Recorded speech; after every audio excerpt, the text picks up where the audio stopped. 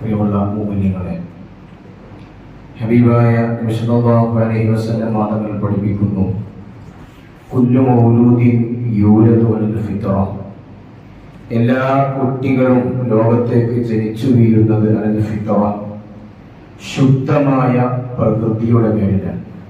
ഒരു കുട്ടി ഭൂമിയിലേക്ക് ജനിച്ച് ആ കുട്ടി വളരുന്ന സമയത്ത് ആ കുട്ടിയുടെ മനസ്സ് നിഷ്കളങ്കമായ മനസ്സായിരിക്കും. ആരെയും വേദനിപ്പിക്കാത്ത, വെറുപ്പില്ലാത്ത, പ്രശ്നങ്ങളില്ലാത്ത, അസൂയയില്ലാത്ത, അഹങ്കാരമില്ലാത്ത, വളരെ ലോല ഹൃദയത്തോടുകൂടെയാണ്, ഫിത്രത്തോടുകൂടെയാണ്, നിഷ്കളങ്കതയോടുകൂടെയാണ് ലോകത്തേക്ക് എല്ലാ കുട്ടികളും പറന്നു വീഴുന്നത് എന്ന് ഹബീബായ നബി മുഹമ്മദ് മുസ്തഫ സല്ലല്ലാഹു അലൈഹി വസല്ലം തങ്ങൾ പഠിപ്പിക്കുന്നു. പിന്നീട് മുത്തുനബി പഠിപ്പിക്കുന്നു, ഈ കുട്ടികൾക്ക് മാറ്റം വരുന്നത്, ഈ കുട്ടികളുടെ ചിന്താഗതികളെ മാറ്റുന്നത്, ഈ കുട്ടികളുടെ ആശയവും ആദർശവും മാറ്റിമറിക്കുന്നത് അബവാനി, ആ കുട്ടിയുടെ ഉമ്മയും ബാപ്പയുമാണ്. ആ കുട്ടി വളരുന്ന സാഹചര്യമാണ്, ആ കുട്ടിയുടെ കുടുംബങ്ങളാണ്, ഉമ്മയും ബാപ്പയുമാണ് ആ കുട്ടി ഏത് വഴിക്ക് തിരിയണം എന്ന്, ആ കുട്ടി ഏത് നിലയിലേക്ക് പോകണം എന്ന് തീരുമാനിക്കുന്നത്. കുട്ടിയുടെ മനസ്സിന്റെ നിഷ്കളങ്കതയെ മാറ്റിക്കളയുന്നത് മാതാപിതാക്കളാണ് എന്ന് ഹബീബായ നബി മുഹമ്മദ് മുസ്തഫ സല്ലല്ലാഹു അലൈഹി വസല്ലം തങ്ങൾ പഠിപ്പിക്കുന്നുണ്ട്. നമ്മുടെ മക്കൾക്കൊക്കെ ഒരു മാറ്റം വരുന്നത്, അവരുടെ ജീവിതത്തിലെ നിഷ്കളങ്കതകൾ മാറി തുടങ്ങുന്നത് അവരുടെ കൗമാരപ്രായത്തിലാണ്. ഒരു യുവത്വത്തിന്റെ പ്രായത്തിലേക്ക് കാലെടുത്തു വെക്കുന്ന സമയത്താണ് നമ്മുടെ മക്കളിൽ ചില മാറ്റങ്ങൾ കണ്ടു തുടങ്ങും. മാതാപിതാക്കൾ പറഞ്ഞത് അനുസരിക്കാത്ത ഒരു സാഹചര്യം, അല്ലെങ്കിൽ മറ്റു എന്തെങ്കിലുമൊക്കെ കാര്യങ്ങളിൽ വ്യാപൃതരായി സമയം വെറുതെ വേസ്റ്റാക്കുന്ന ഒരു സാഹചര്യം. ഇങ്ങനെയൊക്കെ മക്കൾക്ക് ഒരു ചേഞ്ച് വരുന്ന, ഒരു മാറ്റം വരുന്ന കാലഘട്ടമാണ് യുവത്വത്തിന്റെ, കൗമാരത്തിന്റെ കാലഘട്ടം എന്ന് പറയുന്നത്. ഒരു നാടിന്റെ ഏറ്റവും വലിയ സൗഭാഗ്യം എന്ന് പറയുന്നത് ആ നാട്ടിലെ യുവാക്കളാണ്. നല്ല യുവാക്കൾ നാട്ടിലുണ്ട് എങ്കിൽ, നല്ല ഇസ്ലാമികമായി ജീവിക്കുന്ന, ദീനിയായി ജീവിക്കുന്ന നല്ല യുവാക്കൾ ഒരു നാട്ടിലുണ്ട് എങ്കിൽ ആ നാടിന്റെ ഏറ്റവും വലിയ ഐശ്വര്യം അത് തന്നെയാണ്. ഒരു നാട്ടിലെ യുവാക്കളുടെ ആത്മാർത്ഥതയാണ് ആ നാട്ടിലെ ഏത് പരിപാടിയുടെയും വിജയത്തിന്റെ ആധാരശില എന്ന് നമുക്ക് മനസ്സിലാക്കാൻ കഴിയും. പരിശുദ്ധമായ ഖുർആൻ പറയുന്നുണ്ട്, അല്ലാഹുല്ലദീ ഖലഖകും മിൻ ളഅഫിൻ ثم جعل من بعد ضعف قوة ثم جعل من بعد قوة ضعفا وشيبا. രണ്ട് ബലഹീനതകൾക്കിടയിൽ, രണ്ട് ളുഅഫുകൾക്കിടയിലാണ് അല്ലാഹു സുബ്ഹാനഹു വ തആല യുവത്വത്തെ സംവിധാനിച്ചിട്ടുള്ളത്. ഒരു മനുഷ്യന്റെ ആരോഗ്യകാലത്ത് അല്ലാഹു സംവിധാനിച്ചിട്ടുള്ളത് രണ്ട് ബലഹീനതകൾക്കിടയിലാണ്. ഒന്ന്, ചെറിയ കുട്ടിയായിരിക്കുമ്പോ ഉമ്മയുടെ വയറ്റിൽ നിന്ന് പിറന്നു വീണ ഒരു കുട്ടി ബലഹീനനായാണ് പിറക്കുന്നത്. പിന്നീട് യുവത്വം വരുന്നു. ഈ യുവത്വം കഴിഞ്ഞാൽ പിന്നെ ഒരു മനുഷ്യൻ പ്രവേശിക്കുന്നത് വാർദ്ധക്യത്തിലേക്കാണ്. ഒരു മനുഷ്യന് കാലെടുത്ത് വെക്കുന്നത് അവിടെയും ബലഹീനതയാണ്. മനുഷ്യന്റെ എല്ലുകൾക്കും തോലുകൾക്കും ശരീരത്തിലെ അവയവങ്ങൾക്കും ബലക്ഷയം സംഭവിക്കുന്ന ഒരു കാലഘട്ടമാണ് വാർദ്ധക്യം എന്ന് പറയുന്നത്. ഈ രണ്ട് ബലഹീനതകൾക്കിടയിൽ അല്ലാഹു സുബ്ഹാനഹു വ തആല ഒരു കാലഘട്ടത്തെ നിശ്ചയിച്ചു വെച്ചിട്ടുണ്ട്. ആ കാലഘട്ടമാണ് യുവത്വം എന്ന് പറയുന്നത്. ഞാൻ പറഞ്ഞുകൊണ്ടുവരുന്നത്, നമ്മുടെ നാട്ടിലെ യുവാക്കൾ അവർ ദീനിന്റെ ദിശയിലൂടെ സഞ്ചരിക്കുന്നവരാവണം. അവർ ദീനിന്റെ നിയമങ്ങൾ മനസ്സിലാക്കുന്നവരാവണം. അവർ അല്ലാഹുവിനെയും പരിശുദ്ധമായ റസൂലുള്ളാഹി സ്വല്ലല്ലാഹു അലൈഹി വസല്ലം തങ്ങളെയും മനസ്സിലാക്കുകയും പഠിക്കുകയും ചെയ്യുന്നവരാവണം. കാരണം യുവാക്കൾക്കാണ് നാടുകളിൽ, ലോകങ്ങളിൽ, മഹല്ലുകളിൽ വിപ്ലവം ഉണ്ടാക്കാൻ കഴിയുക. ഹബീബായ റസൂലുള്ളാഹി അലൈഹി വസല്ലം തങ്ങൾ പഠിപ്പിക്കുന്നു, 7 വിഭാഗം ആളുകൾക്ക് അല്ലാഹു സുബ്ഹാനഹു വ തആല അവന്റെ അർശിന്റെ തണൽ അല്ലാഹു നൽകും. സബഅത്തുൻ യുദില്ലുഹുമുല്ലാഹു യൗമ ലാ ഇല്ല ഇല്ലാ ബില്ലു.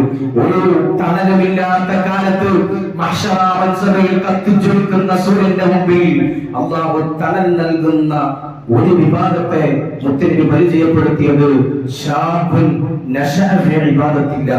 അല്ലാഹുവിന്റെ ആരാധനയിൽ വളർന്ന, നിസ്കരിക്കുന്ന, നോമ്പനുഷ്ഠിക്കുന്ന, ദീനീ ചിട്ടയിൽ നടക്കുന്ന യുവാവിനാണ് പരിശുദ്ധമായ ഇസ്ലാം അതിലൊന്നായി എണ്ണിയത്. അതുകൊണ്ട് എന്റെ പ്രിയപ്പെട്ട യുവാക്കൾ നല്ലവരാവണം, ദീനിനോട് യോജിപ്പുള്ളവരാവണം, ദീനിന്റെ നിയമങ്ങൾ അനുസരിക്കുന്നവരാവണം. അവിടെയാണ് നമ്മുടെ നാളെ ആഖിറത്തിന്റെ വിജയം കിടക്കുന്നത് എന്ന് നമ്മൾ മനസ്സിലാക്കണം. ഇവിടെ ഒരുമിച്ച് കൂടി എന്റെ പ്രിയപ്പെട്ട പിതാക്കന്മാർ നമ്മുടെ മക്കളെ ആ രൂപത്തിൽ വളർത്തിക്കൊണ്ടുവരാൻ നമ്മൾ ശ്രമിക്കണം എന്നാണ് ഈ സാഹചര്യത്തിലേക്ക് നിങ്ങളോട് ഉണർത്താനുള്ളത്. നമ്മുടെ യുവാക്കൾ പലപ്പോഴും പല നാടുകളിലും വഴിതെറ്റിപ്പോകുന്ന സാഹചര്യങ്ങളാണ് കണ്ടുകൊണ്ടിരിക്കുന്നത്. വളരെ പ്രയാസകരമായ സാഹചര്യത്തിലൂടെ ലഹരികൾക്ക് അടിമപ്പെട്ട്, അല്ലെങ്കിൽ പെണ്ണുകേസുകളിൽപ്പെട്ട്, കഞ്ചാവിന് അടിമപ്പെട്ട് എന്തൊക്കെയോ വേണ്ടാത്തരങ്ങളിൽ പോയി പെട്ടുപോകുന്ന ഒരു സാഹചര്യം നമ്മുടെ നാടുകളിൽ, പരിസരങ്ങളിൽ നമ്മളൊക്കെ ദിനേന വാർത്താ മാധ്യമങ്ങൾ വായിക്കുന്നവരാണ്. എത്രയോ ആളുകൾ, യുവാക്കൾ MDMA അടിമകളായി, ലഹരികൾ അടിമകളായി മാറിപ്പോകുന്ന സാഹചര്യമുണ്ട്. ഈ സാഹചര്യം നമ്മുടെ നാടുകളിൽ ഉണ്ടാവാൻ പാടില്ല. നോക്കണം, നിങ്ങൾ ക്യാമ്പസിൽ പോയി പഠിക്കുന്ന, +1-ലും +2-ലും പഠിക്കുന്ന, 10ാം ക്ലാസ്സിലും അതുപോലെ തന്നെ ഡിഗ്രിക്കും പഠിക്കുന്ന, ക്യാമ്പസുകളിൽ പഠിക്കുന്ന നമ്മുടെ പ്രിയപ്പെട്ട യുവതലമുറയുടെ ചിന്തയിലേക്ക് അല്ലാഹുവിനെ കുറിച്ചുള്ള സംശയം ഉണ്ടാവുകയാണ്. അല്ലാഹു ഈ ലോകത്ത് അല്ലാഹുണ്ടോ? ഈ ലോകം പടക്കാൻ ഒരു സൃഷ്ടാവിന്റെ ആവശ്യമുണ്ടോ? ഈ ലോകത്തിന്റെ നിലനിൽപ്പിന് എന്തിനാണ് ഒരു ദൈവം എന്ന് വിശ്വസിക്കുന്ന, അങ്ങനെയുള്ള ചിന്താഗതിയിലേക്ക് പോകുന്ന, തനി ലിബറലിസം ചിന്തയിലേക്ക് വരുന്ന യുവതലമുറ നമ്മുടെ ക്യാമ്പസുകളിൽ വളർന്നു വരുന്നുണ്ട്. വളരെ ഗൗരവത്തോടുകൂടി നമ്മൾ കാണണം. ഹബീബായ മുത്തനബി സല്ലല്ലാഹു അലൈഹി വസല്ലം ആളുകൾ പഠിപ്പിക്കുന്നുണ്ട്, ബൈന യദൈ സാഅത്തി ഫിതൻ, ഖിയാമത്ത് തൊട്ട് മുമ്പ് ചില ഫിതനകൾ വരാനുണ്ട്. ഇരുട്ടുള്ള രാത്രിയുടെ കഷ്ണങ്ങളെ പോലെ ഒരുപാട് ഫിത്നകൾ വരാനുണ്ട്. മുത്തനബി എണ്ണുന്നു,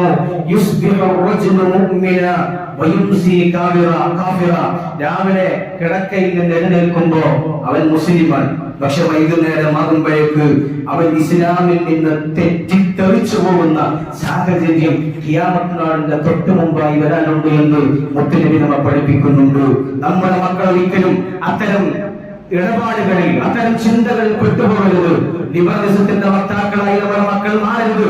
യുക്തിവാദത്തിലേക്ക് നമ്മുടെ മക്കൾ ചേക്കേറുന്ന സാഹചര്യം ഉണ്ടാവരുത്. അവരെ വരവീശിപ്പിടിക്കാൻ, നമ്മുടെ യുവാക്കളെ വരവീശിപ്പിടിക്കാൻ ഇവിടെയുള്ള യുക്തിവാദികൾ, ഇവിടെയുള്ള മതനിരാസത്തിന്റെ വാദക്കാർ പലരും ശ്രമിക്കുന്നതായി നമ്മൾ കണ്ടുകൊണ്ടിരിക്കുകയാണ്. അവിടെ ആണും പെണ്ണും തമ്മിൽ വ്യത്യാസമില്ല എന്ന് പറഞ്ഞ് ജെൻഡർ ന്യൂട്രാലിറ്റി നമ്മുടെ സ്കൂളുകളിലേക്കും ക്യാമ്പസുകളിലേക്കും നടപ്പാക്കുന്ന സാഹചര്യം വരെ, അങ്ങനെയുള്ള അധ്യാപകന്മാർ വരെ നമ്മുടെ സ്ഥാപനങ്ങളിൽ പ്രവർത്തിക്കുന്ന ദുരൂഹമായ സാഹചര്യങ്ങളുണ്ട്. ഇവിടെയാണ് ഒരു വിശ്വാസിയായ ഉമ്മയും ബാപ്പയും ഒരു രക്ഷിതാവും ചിന്തിക്കേണ്ട ബാധ്യത. എന്റെ മകൻ വഴിപഴിച്ചു പോകില്ല എന്ന് നമ്മൾ തീരുമാനിക്കണം. എന്റെ മകൻ ഒരിക്കലും വഴിപഴിച്ചു പോകില്ല, എന്റെ ചെറുപ്പക്കാരനായ പൊന്നുമകൻ ഒരിക്കലും വഴിപഴിച്ചു പോകില്ല എന്ന് നമ്മൾ രക്ഷിതാക്കൾ തീരുമാനമെടുത്തു കഴിഞ്ഞാൽ അതൊരിക്കലും മാറ്റാൻ മറ്റൊരാൾക്കും കഴിയില്ല. നമ്മുടെ രക്ഷിതാക്കളാണ് നമ്മുടെ മക്കളെ നന്നാക്കേണ്ടത്.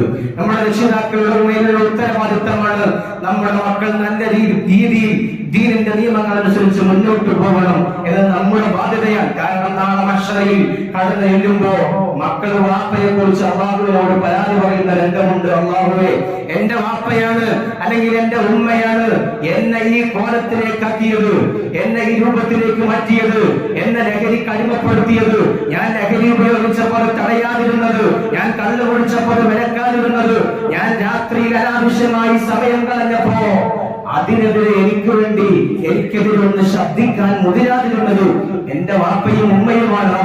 അതുകൊണ്ട് എന്നെ നരകത്തിലിടുന്നതിന്റെ മുമ്പ് അവരെ കൊണ്ടുപോയി ഇടൂ എന്ന് മക്കൾ വിലപിക്കുന്ന ഒരു കാലഘട്ടം, ഒരു സാഹചര്യം നമുക്ക് ഓരോരുത്തർക്കും വരാനുണ്ട് എന്ന് നമ്മൾ വളരെ ഗൗരവത്തോടുകൂടി നമ്മൾ ഓർക്കേണ്ടതുണ്ട്. യുവാക്കൾ തീരുമാനിച്ചു കഴിഞ്ഞാൽ വളരെ വലിയ സൗഭാഗ്യം നമുക്ക് ലഭിക്കും. മഹാനായ സഅദ് ഇബ്നു മുആദ് റളിയല്ലാഹു തആല അൻഹുവിന്റെ ചരിത്രമുണ്ട്. മഹാനായ സഅദ് ഇബ്നു മുആദ് റളിയല്ലാഹു അൻഹു 30ാമത്തെ വയസ്സിലാണ് ഇസ്ലാമിലേക്ക് കടന്നു വന്നത്. വഫാത്താകുന്നത് 36ാമത്തെ വയസ്സിലാണ്. വെറും 6 കൊല്ലമാണ് മുസ്ലിമായി ജീവിച്ചത്. ആ സഅദ് ഇബ്നു മുആദ് റളിയല്ലാഹു തആല അൻഹു ഒരു മനുഷ്യന്റെ യുവത്വം എന്ന് പറയുന്നത് 30, 35, 36 വയസ്സിലാണ് അവന്റെ ഏറ്റവും വലിയ ആരോഗ്യമുള്ള സമയം.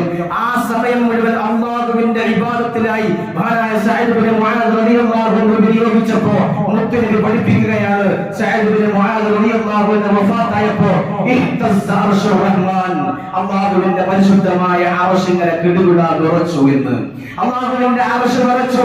ആര് മരിച്ചപ്പോൾ 30-ാമത്തെ വയസ്സിൽ മുസ്ലിമായി, 36-ാമത്തെ വയസ്സിൽ വഫാത്തായ സഅദ് ഇബ്നു മുആദ് റളിയല്ലാഹു അൻഹു വഫാത്തായപ്പോൾ ആ സഅദ് ഇബ്നു മുആദ് റളിയല്ലാഹു തആല അൻഹുവിന്റെ ജനാസ പള്ളിയിലേക്ക് കൊണ്ടുപോകുമ്പോൾ മുത്തുനബി കാലിന്റെ തള്ളവിരലിൽ, കാലിന്റെ പെരുവിരലിൽ കുത്തിയിട്ടാണ് നടന്നത്. കാല് മുഴുവൻ നിലത്ത് വെച്ചില്ല, തള്ളവിരൽ മാത്രം കുത്തിയിട്ടാണ് മുത്തുനബി ജനാസയിൽ പങ്കെടുക്കാൻ പോയത്, മയ്യിത്ത് നിസ്കാരത്തിന് പോയത്. സ്വഹാബത്തിൽ വിളിച്ചു, നബിയെ നിങ്ങൾ എന്തിനാണ് ഇങ്ങനെ തള്ളവിരൽ കുത്തി നടക്കുന്നത്? മുത്തുനബി പഠിപ്പിച്ചു കൊടുത്തു. സഅദ് ഇബ്നു മുആദ് റളിയല്ലാഹു അൻഹുവിന്റെ ജനാസ നിസ്കരിക്കാൻ വേണ്ടി 70,000 മലായികത്ത് ആകാശലോകത്ത് നിന്ന് ഇറങ്ങി വന്ന് തിക്കും തിരക്കും കൂട്ടുന്നുണ്ട് എന്ന്. നോക്കണം നിങ്ങൾ, ഒരു യുവാവ്, ഒരു ചെറുപ്പക്കാരൻ അല്ലാഹുവിന്റെ ഇബാദത്തിനായി ജീവിച്ചപ്പോ ആ ചെറുപ്പക്കാരന് കിട്ടിയ സൗഭാഗ്യമാണ്. വെറും 6 കൊല്ലം കൊണ്ട് അല്ലാഹു സുബ്ഹാനഹു വ തആല നമ്മുടെ യുവാക്കൾ അത്തരത്തിലുള്ള യുവാക്കൾ ഉൾപ്പെടുത്തേണ്ടതുണ്ട്. അതിനുള്ള സാഹചര്യം നമ്മൾ രക്ഷിതാക്കൾ ഉണ്ടാക്കി കൊടുക്കേണ്ടതുണ്ട്. ഞാൻ പറഞ്ഞു കൊണ്ടുവരുന്നത്, ഇൻഷാ അല്ലാഹ് നമ്മുടെ മഹല്ല് കമ്മിറ്റിയുടെ കീഴിൽ ഇൻഷാ അല്ലാഹ് വരുന്ന ജൂലൈ 4-ാം തീയതി നമ്മുടെ നാട്ടിലെ യുവാക്കളെ ഒക്കെ സംഘടിപ്പിച്ചുകൊണ്ട് 15 വയസ്സ് മുതൽ ഏകദേശം ഒരു 35 വയസ്സ് വരെയുള്ള യുവാക്കളെ സംഘടിപ്പിച്ചുകൊണ്ട് ഒരു യുവജന സംഗമം ഇൻഷാ അല്ലാഹ് ജൂലൈ 4-ാം തീയതി ശനിയാഴ്ച വൈകുന്നേരം നടക്കുന്നുണ്ട്.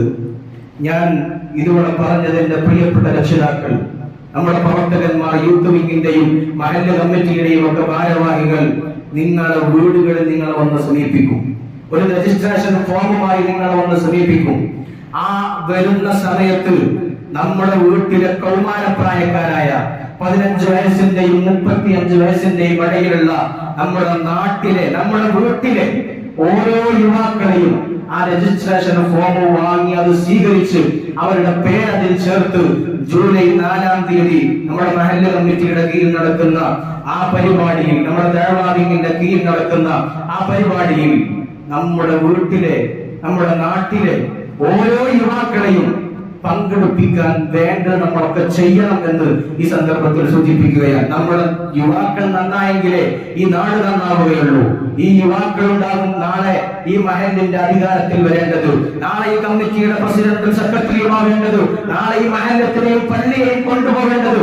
ഇന്ന് 30, 35, 40, 15, 16, 20 വയസ്സായ ആളുകളാണ്. ഒരു 10 കൊല്ലം കഴിയുമ്പോൾ, ഒരു 20 കൊല്ലം കഴിയുമ്പോൾ ഈ നാട് നയിക്കേണ്ടത്, അവരെ ആത്മീയമായി നമ്മൾ പഠിപ്പിക്കേണ്ടതുണ്ട്. അതുകൊണ്ട് നമ്മുടെ ഭാരവാഹികൾ, നമ്മുടെ യൂത്ത് വിങ്ങിന്റെയും അതുപോലെ തന്നെ മറ്റു ദഅവാ വിങ്ങിന്റെയും ഒക്കെ ആളുകൾ നിങ്ങളെ സമീപിക്കുമ്പോൾ ആ രജിസ്ട്രേഷൻ ഫോം വാങ്ങി നമ്മുടെ മക്കളെ ആ പരിപാടിയിൽ പങ്കെടുപ്പിക്കണം എന്ന്, അതിനുവേണ്ട കാര്യങ്ങൾ നമ്മുടെ രക്ഷിതാക്കളുടെ ഭാഗത്ത് നിന്ന് ഉണ്ടാവണമെന്ന് ഈ സന്ദർഭത്തിൽ സൂചിപ്പിക്കുകയാണ്. അല്ലാഹു സുബ്ഹാനഹു വ തആല തൗഫീഖ് നൽകി അനുഗ്രഹിക്കട്ടെ. പരിശുദ്ധമായ മുഹറം മാസമാണ്. മുഹറം മാസത്തിന്റെ 10 ദിവസങ്ങളാണ് നമ്മുടെ മുമ്പിലൂടെ കടന്നു പോകുന്നത്. അടുത്ത വ്യാഴാഴ്ചയും വെള്ളിയാഴ്ചയും മുഹറം 9ഉം 10ഉമാണ്. ഹബീബായ മുത്തനബി തങ്ങൾ പഠിപ്പിക്കുന്നുണ്ട്, സൗമയും ആശൂറ യുകഫിറു സനത്തൽ മാദിയ. മുഹറം 10 നോൽക്കുന്ന നോമ്പ് അത് കഴിഞ്ഞുപോയ ഒരു കൊല്ലത്തെ പാപം പൊറുക്കുന്ന നോമ്പാണ് എന്ന്. അതുകൊണ്ട് ആ ദിവസങ്ങളിൽ പ്രത്യേകിച്ച് മുഹറം 9നും അതുപോലെ തന്നെ മുഹറം 10നും നോമ്പെടുക്കൽ പ്രത്യേകം സുന്നത്താണ് എന്ന് മഹാന്മാർ നമ്മെ പഠിപ്പിച്ചിട്ടുണ്ട്. അതുകൊണ്ട് ആ ദിവസങ്ങളിലൊക്കെ നോമ്പനുഷ്ഠിച്ച് അല്ലാഹുവിലേക്ക് കൂടുതൽ അടുക്കാൻ, ഇബാദത്തുകൾ വർദ്ധിപ്പിക്കാൻ നമ്മൾക്ക് ശ്രമിക്കുക. അല്ലാഹു സുബ്ഹാനഹു വ തആല തൗഫീഖ് നൽകി അനുഗ്രഹിക്കട്ടെ. ഇന്ന് നമ്മുടെ പിരിവ് നടക്കുന്നത് നമ്മുടെ ആശ്വാസിന്റെ ഫണ്ടിലേക്കാണ്. അതിലേക്ക് എല്ലാവരും കാര്യമായി സംഭാവന ചെയ്യുക.